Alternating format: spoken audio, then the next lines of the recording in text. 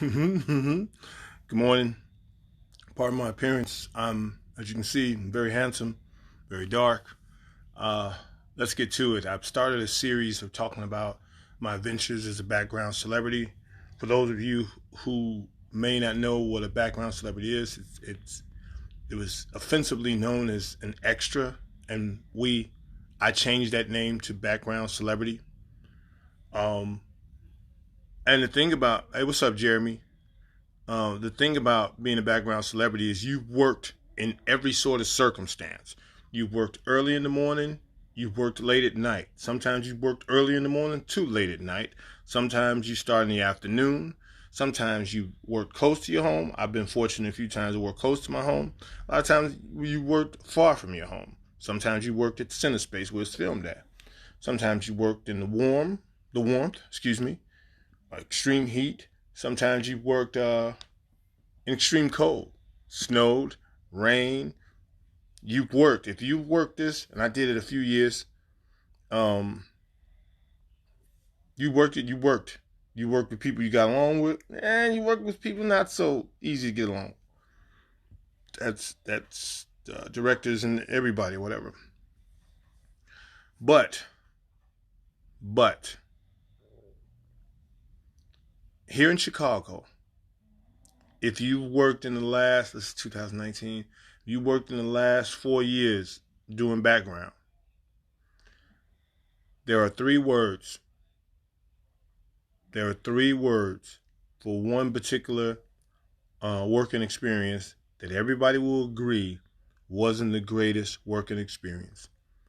And that is office Christmas party. Find anybody and you ask them, say, what's office Christmas party? You mean the movie? Yes, the movie. Excuse me. Being a background celebrity, a lot of times, Scooter, excuse me. Being a background, okay. Being a background celebrity, you, okay. Being a background celebrity, you work whatever you work. Oh, wow. You work wherever you work. Shitty thing to happen on camera. But a lot of times you want gigs that um, are favorable. So you want gigs that are close to home. You want gigs that pay more. You want gigs that you when they say sometimes short hours, quick turnaround. Like a PD, they would say, "Oh, this is easy shoot, few hours." You book with your car. Everybody knows you book with your car. They use your car, and not you. You sitting holding a couple hours. Boom, boom, boom. You done made that. What's 96 now plus the 35, 40, whatever it is now, and you're out of there. Or it's at center space, so you know parking is easy or whatever the case may be. You know you can get there, or whatever the case may be. You know certain things once you've done this a number of times. You know certain things are a given. You know they're easy. So office Christmas party comes up, and another thing is we consider who's in the respective production. So like the Chicago shows are what they are, but sometimes you'll see somebody who you want to see. Like I remember I worked Canal Street, and I got to stand in for I forget his I know it's Lance, but he played the lieutenant on The Wire. And Jamie Hector, Marlo Stanfield, was on Canal Street. Good morning, Carla. Was on Canal Street, and I got to meet him. And I'm a huge Wire fan, and I'm a huge fan of like Jamie Hector as Marlo. You know, got to meet him and everything. That was real cool. I was a fanboy that day. I'm not ashamed to say. And there was a lot of black dudes on the set. So certain things that you work, you say, "Oh my God, so and so is working this." So this particular movie, it was Jason Bateman, Jennifer Aniston, and the booking was for a number of days. The booking went from Saturday. It started on a Saturday. It was Sunday, and it was Monday. And they said it was possible you could go to Wednesday. I was like, "Oh shit, that's great." You know, you can get that paper. You know, but you get a number of days as a background celebrity. This is just stuff I'm telling y'all. As a background celebrity, sometimes you book like one day here, and then you might be booked another day somewhere else, and you got to submit for those. It's always good when you book your number of days in one project. So that means you're going to one place. You don't have to submit for those number of days. You're covered. And that's just it's good paper. You'll understand if you were doing background work, you would understand that a lot of times we go from place to place to place to place to place. We did, So we're like, okay, where's the filming? They're like downtown. Parking is paid for. It's like, oh, okay. As usually it is.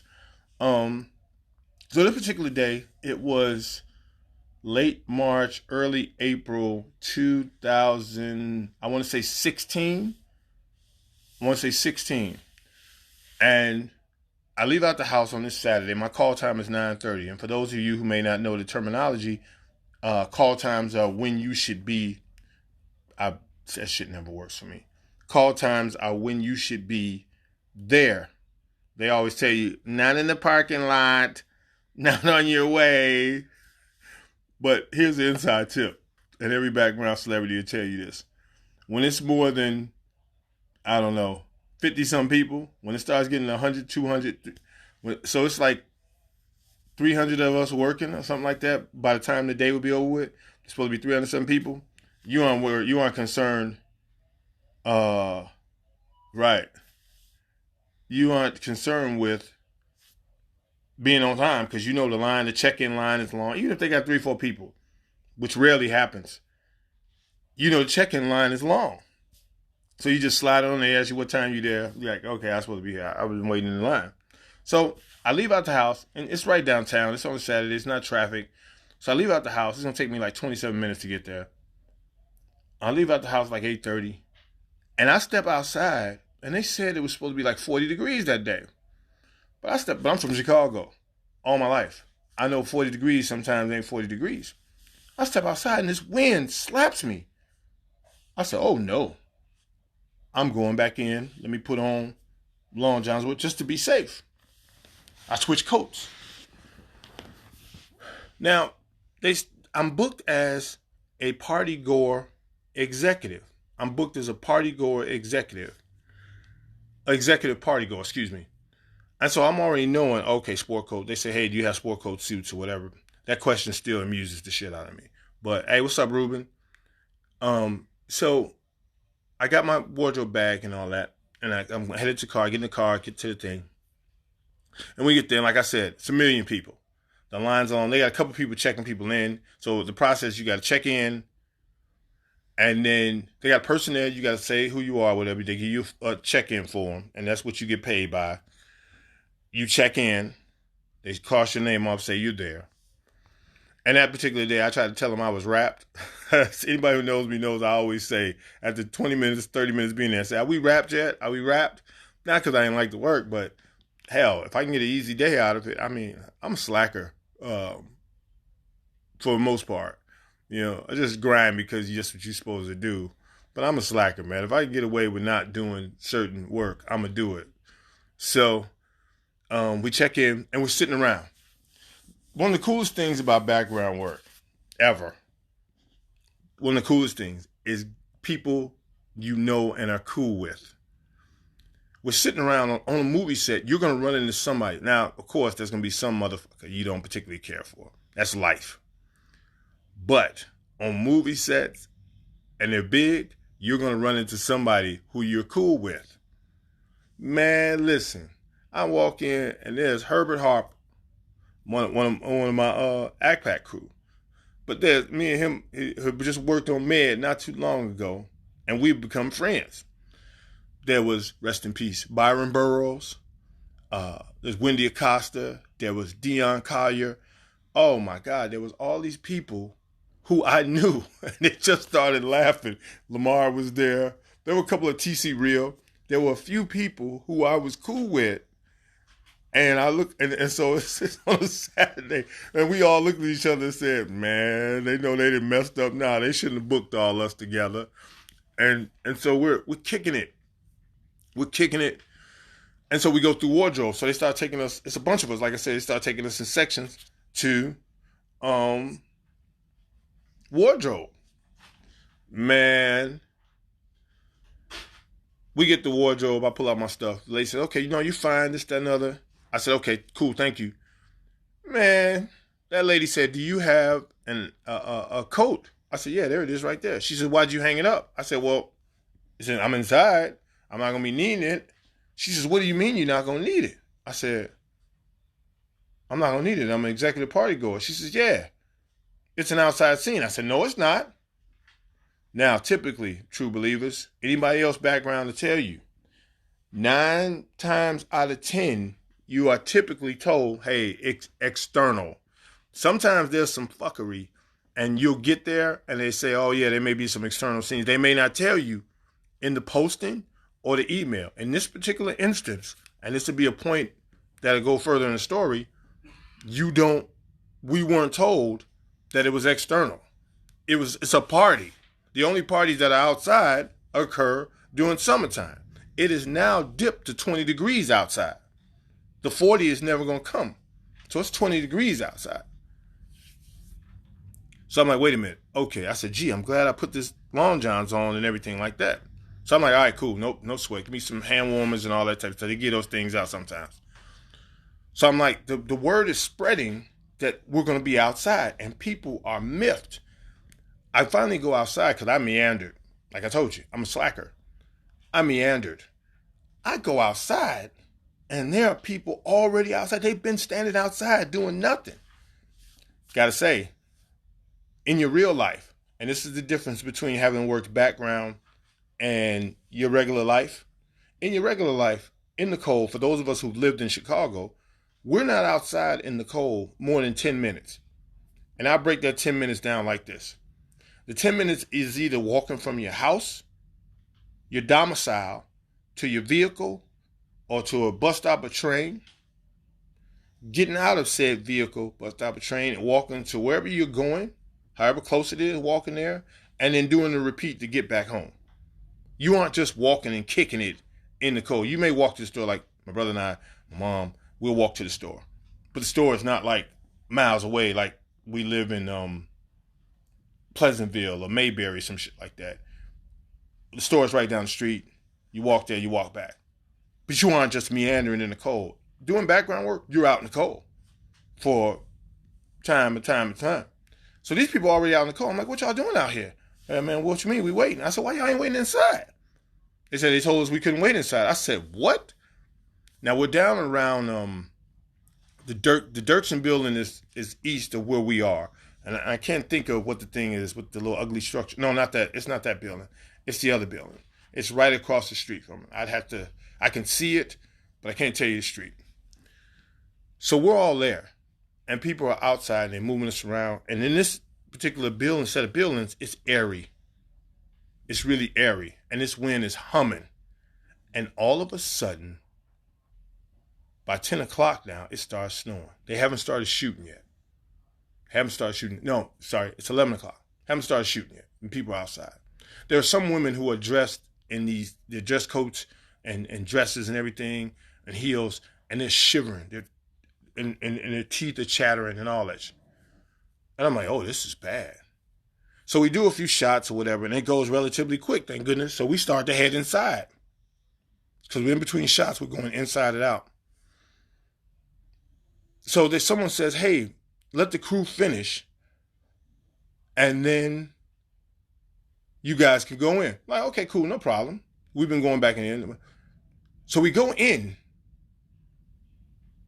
and then the PA comes running, and she's dressed in some freaking snowsuit and hat. She's like super warm. And she said, no, guys, you got to come on outside right now. And we're thinking, oh, okay, we're finna shoot again. Let's go ahead. We go to shoot, and they're not shooting yet. They're still setting up. I said, well, excuse me. They told us we could stay inside until it's time to shoot. And then she says, no, we need you outside. I said, no, that's not what we were told. So we're standing there a little bit, and people are freezing. You ever been real cold? Think about this one. You ever been real cold? First thing you do when you're real cold, you go get warm. First thing you do. You sit in your car, you turn on the heat. You sit in the house, you turn up the heat. You get under the covers. You do something. You're outside, you say, hey, let's go inside. They ain't having it. So I say, excuse me, they're not through setting up yet. We shouldn't be standing out here. Is it all right we go inside? She said, no, I got instructions to keep y'all outside. Okay, well, listen, okay. If not everybody, then there's some ladies really cold let them go inside. And so the lady says, no, they can go right there, but they can't go inside. Right there was still outside. And so, and there are people who can verify this. I wouldn't tell you stuff if I can't verify it. So I said, fuck you. That's not what we're going to do. And I said, listen, everybody, I know you're scared. Now, this is when, like I said, this was like 2016. So the rate then was like 80. It was like 80 for 8 or something like that. I said, listen, guys, I know y'all may be a little scared. Y'all getting blackballed or whatever the case may be. Scared about the 80 for 8. But you ain't supposed to freeze for $80. You ain't supposed to freeze for that. So I said, I'm going in. And whoever's got to do something or whatever about that, then they got to come do it. I suggest those of y'all, especially y'all cold, y'all come on in too. This don't make no sense. And I lead, and I'm expecting to be by myself. I'm expecting to be by myself going inside. But that's not what happened. The majority of the people that were standing inside,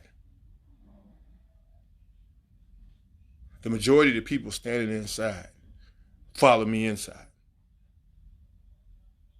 I was like, wow. I said, this is going to cause some problems. A lone PA, black, male.